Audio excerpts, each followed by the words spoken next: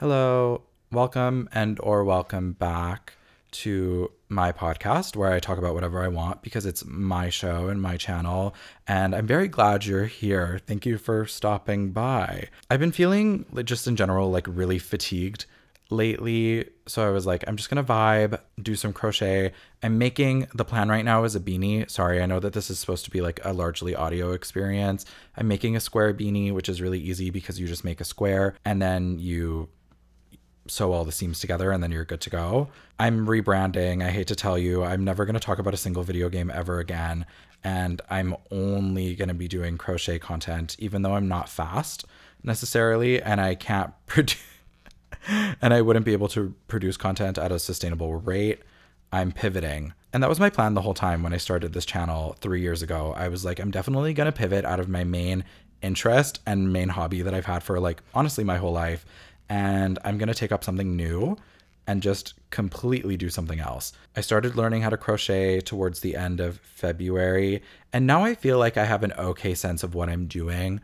I wouldn't say I'm a pro by any means. I think that would be a lie, but the fact that I know how to do it is quite fun. Granted, crochet, I feel like, is one of those skills that's easy to start but difficult to master.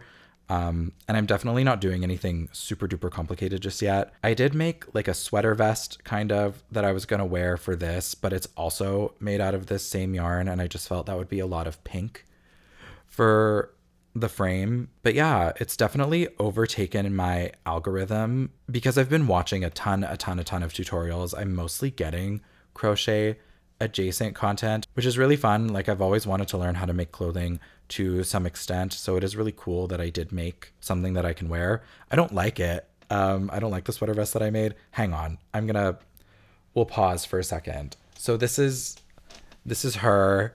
You might be thinking at a glance oh my god, that's so cute. Oh my god, how come you're not wearing that? And I do agree with you that aspects of it are cute. Unfortunately though, the fit is not necessarily giving. It kind of has an odd boxy shape. It's kind of in between for sizing. My original concept was to make a sweater tee, so I wanted something that was short sleeved and relatively fitted, and I feel like this is very much in between. It doesn't drape in a flattering way, it's not bodycon, and it's not big enough to have that nice appropriately oversized feel. So am I proud of myself that I finished a garment? Yes, I think this is very cool, and I learned a lot while making this. I also need to practice sewing in my ends because I didn't do that for her, but everything is tied off, so I don't think it'll fall apart. Oh, also the other reason why this isn't really wearable is I don't know how well it'll read on camera, but the back seam is absolutely fucked up. I promise I'll talk about video games eventually. Please stick around if that's what you're here for. I wouldn't follow this pattern again necessarily. Basically, the way that the person I followed did it was you make a square and then you just work in a square. So it starts at the neckline and you build out until you hit the shoulders. But I obviously did my square. First of all, I did my square wrong. So I have odd bagginess kind of next to my armpits and around my chest. But also you are supposed to slip stitch and connect your rows. And in part, I didn't have a full understanding of what she was describing in the tutorial. Also perhaps a skill issue because I am a total beginner and this is the first thing I've ever made. I'm open to that, absolutely.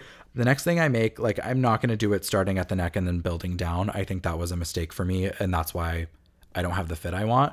I think if I had just worked in panels and not been afraid of stitching it together, which is really not that hard. But even if I were to do this method again, I would just do the square, and then instead of connecting the square down the back, I would have just turned my work and then started working in the other direction, and then I would have seamed it all together at the end. So at least I would have had a straight line, but it was kind of hard to tell what was happening, and then by the time you realize that your line is wonky, I was too far gone. Also, if I work in panels, I'll be able to get a better fit around the neck. This one, because your square is equal in all four directions, the neckline also doesn't really look right.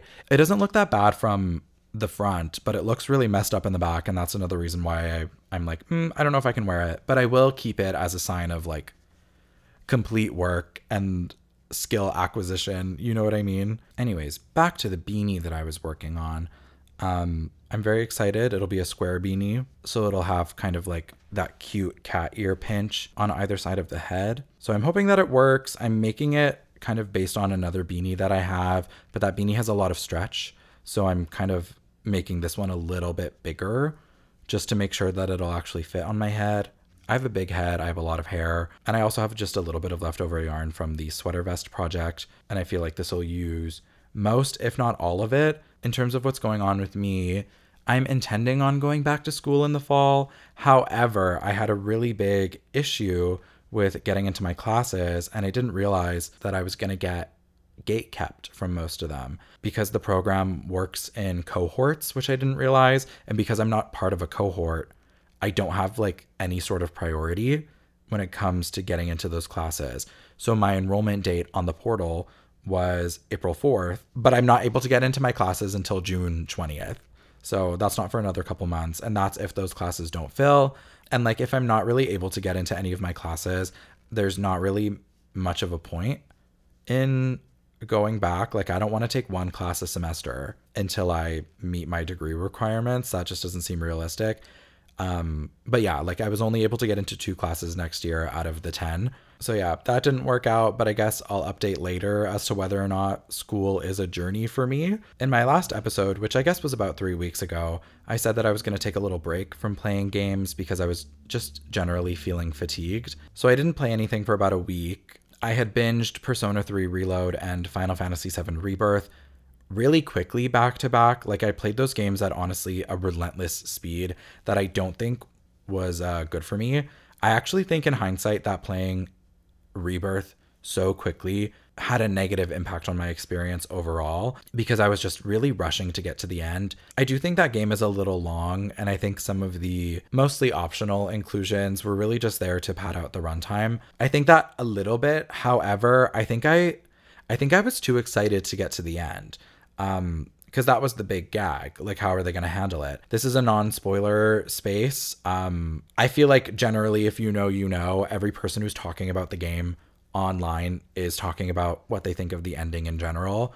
I am going to make a Rebirth video eventually where I talk about the game.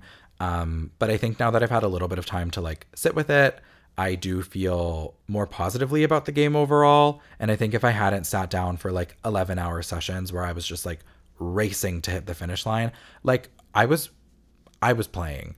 I was really in it. And I was playing in kind of a stupid way too, because I like wasn't engaging with some of the systems. Like I mentioned, being annoyed specifically with one specific Coliseum fight where there's 2 fireballs and you're playing as Aerith. Part of what annoyed me was that strategies online weren't necessarily helping me. I don't know. Do you guys find that you Google something and then you get taken to a video game reporting site, and then the advice that's on the site isn't actually advice? It's just like stating something that is a fact from the game. Does that make sense? Where they're like, exploit the enemy weakness, do a lot of damage. And you're like, babes, that's not what I was asking. Sometimes you find articles and it's like, okay, so I just have to get good, I guess. I was hoping that there was maybe a secret or something special in the fight that I just wasn't aware of. Or there's like a mechanic that I overlooked that would be really helpful. Sometimes that's not the case.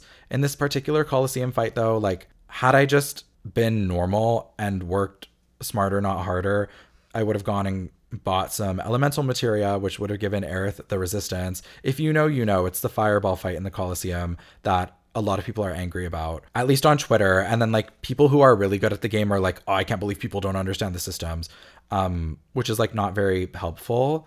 There's a certain elitism that I'm finding within the FF7 community. A lot of people really enjoy playing it on hard. I wish I was you, I really do, but like heavy challenge is not necessarily where I derive pleasure from when it comes to playing games. In a way, I'm envious of you because you're like better than me at games or whatever, but that's also just not where my fun comes from. I love engaging with stories. But yeah, that fight, I was an idiot. I can admit that, because I could have just gone out and literally purchased an item in game that would have made the fight a lot easier, because that was my issue, was that I couldn't survive it and I was just running around in a circle like a chicken with my head cut off. I am looking forward to talking about Rebirth at length. I have a love-hate relationship, I think, with the game and the story, and I've tried to minimize how much critical coverage of the game that I'm seeing, just so I don't like incidentally mimic someone else's opinion without thinking of it. The only coverage that I've really watched are explainers for the ending, which actually helped me understand it a lot more, which was useful because I didn't really, like, I got it to an extent, but it was nice to have someone lay out all the pieces for me and make it really clear. But I'm also finding that the criticisms of the ending that I'm seeing are not my criticisms of the ending. So I hope I have something at least decent to contribute to the conversation. Obviously, there are going to be external influences to any opinions because we live in a society, but you know, I try not to copy people. I'm not like other gay Canadians on the internet. The big reason why I say I would have enjoyed Rebirth more had I played slowly is because I'm playing Persona 5 Royal now. I'm crossing that game off of my backlog. I'm having a nice time with it so far. I haven't really engaged with Persona 5 much. I do have a video where I talked about Persona 5 Tactica. It's like 15 minutes long, very easy viewing. But I played P5 twice in 2017. I did a regular run and then I did part of a New Game Plus run where I made it decently far, but I didn't finish. And then Royal came out and I just felt like it was too soon. But then after playing Reload and Rebirth back to back, Rebirth, Reload, Royal, I'm really doing it with games with R subtitles today. After playing Reload, I was just ready for another Persona experience. Despite complaining about a month ago about having video game burnout because of how quickly I was playing, I did end up choosing a game that takes about 100 hours to finish, and that's my fault. That's on me. I just wanted to choose a game that sparked joy, and I felt like Persona 5 was that game for me. And P5 has a bit more of a cozy energy. Like even the loading screen is constantly reminding you to take your time, like saying it's okay to go slow. There's something very calming about the rainy day version of Behind the Mask. Like that song is just wonderful. It's so soothing. That fits the style of the game very, very well. I've realized that I actually don't like a lot of P5's music. I think it's kind of bland. One thing that is a little bit jarring for me though is like P5 has the veneer of a cozy game, but it's like not.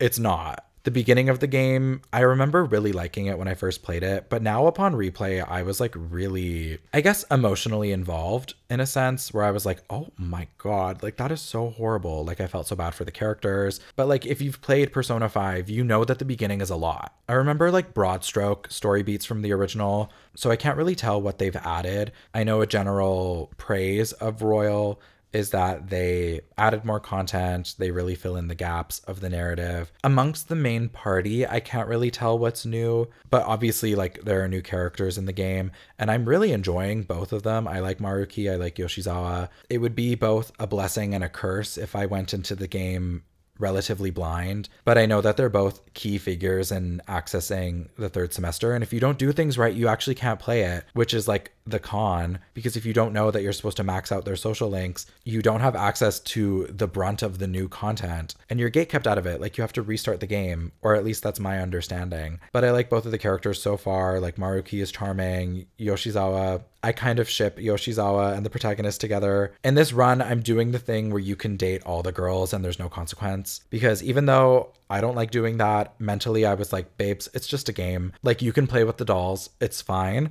No one's getting hurt. They're not real people. You're not cheating on anybody actually. Because regularly I think it's quite deplorable that you can do that in the game. Right now I'm in August, I think. I'm about 40 hours in. I'm definitely not playing in the same way that I played P3 or FF7. Like I'm not playing nearly as fast. Also, like I was so fixated on those games that I didn't do other things. Like I didn't make content for basically a month. I think I also had the mindset that the games would take me less time to do.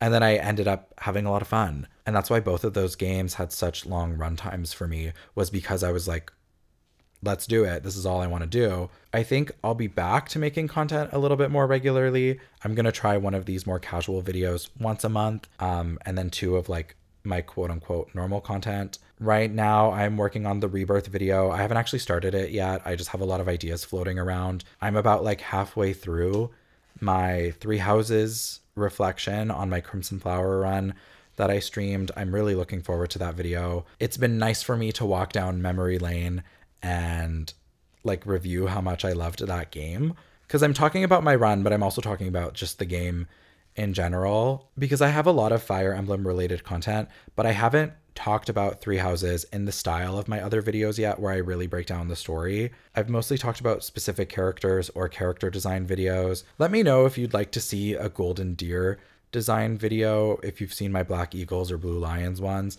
I just like didn't end up playing the Golden Deer route in Three Hopes. I have a save file started where I made it like not even through the prologue, I don't think. So I do want to play it eventually. I think that's on the table this year for me. It just is like kind of annoying that I've talked about the other two houses, but I haven't talked about that one in terms of character design. Maybe I'll do it, but I also feel like I waited too long in a sense because that game is like closer to 2 years old than not. Then again, I'm making a video about Three Houses and that game is closer to 5 years old. So maybe I'm just being silly. I was like worried that I was going to finish this beanie while I was still on camera, but I don't have enough. Like that's not going to fit on my head. I am A-okay. I'm not cruising as fast as I thought I would be. So I'm playing Persona 5 Royal. I feel like I'm not going to finish it for another couple weeks probably. And my pace has been much more manageable. Like, for example, I haven't played today at all. Whereas when I was playing FF7 Rebirth, that would not have happened to me because I was too in it. I was like way too obsessed. I have also started watching / rewatching Naruto Shippuden because I've wanted to make a Naruto video for a while. However, all of my interesting thoughts have to do with part 1 in relation to part 2. So I was like, okay, you know what? Let's rewatch Naruto. Let's just do it. At a certain point, I fell off with the show and started just reading the manga. And then I also fell off with the manga at a certain point. Once things started to get a little too chosen one and wild, at that point I was like, you know, maybe we don't need to keep watching. I'm not going to do the whole show. It's 22 seasons of television. There's so many episodes. So like, I'm not going to do the filler unless some of it interests me. I might check like select arcs out. I'm skipping that. I'm also watching it through the Naruto Kai project, which aims to make the anime a little bit more accurate to the manga, which has pros and cons because sometimes the anime does add cool things and Kai is like has a hard rule where they're like, honestly, we're not going to include that. But again, it's just faster because they do a lot of the legwork for you. Also, the pace of Shippuden is like criminally slow. It's really bloated. There's so much dead air. It's a show that you can really comfortably watch at 1.8 speed. That's what I'm watching Shippuden at. I couldn't watch part 1 at that speed. I had to be a little bit slower. But Shippuden, like you can tell that they were making a serialized program and they wanted it to take a while, which is why the show itself is slow, and they also added so much filler. Not that the filler is even bad. A lot of people do not love the filler. I watched a big chunk of the part 1 filler. There's like 80 episodes between Naruto and Naruto Shippuden for anybody who doesn't know. I watched like, I don't know, maybe 30 of them, and it's not bad TV.